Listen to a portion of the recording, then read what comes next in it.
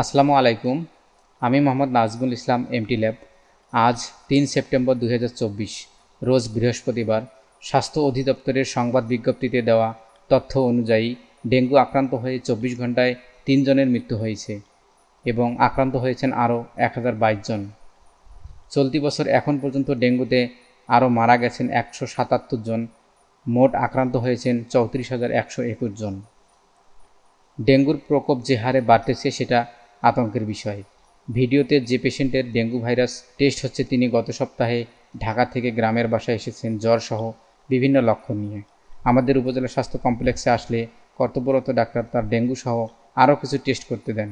দেশের সকল সরকারি হাসপাতালে ডেঙ্গু স্ক্রিনিং টেস্টের মূল্য নির্ধারণ করে বিজ্ঞপ্তি প্রকাশ করেছে স্বাস্থ্য অধিদপ্তর। সেখানে বলা হয়েছে সিবিসি ১০০ টাকা এবং ডেঙ্গু স্ক্রিনিং টেস্ট ১৫০ টাকা। এছাড়াও বেসরকারি পর্যায়ে টেস্টের মূল্য নির্ধারণ করে দেওয়া হয়েছে। ডেঙ্গুর প্রকোপ থেকে বাঁচতে বিভিন্ন সতর্কতামূলক প্রচারণা চালানো হচ্ছে প্রতিনিয়ত। আপনারা আপনাদের নিজেদের বাসা বাড়ি পরিষ্কার রাখুন, ঘুমানোর সময় মশারি ব্যবহার করুন, ঝোপঝাড় ফুলের টব এসবে যেন পানি জমে না থাকে সেদিকে খেয়াল রাখুন।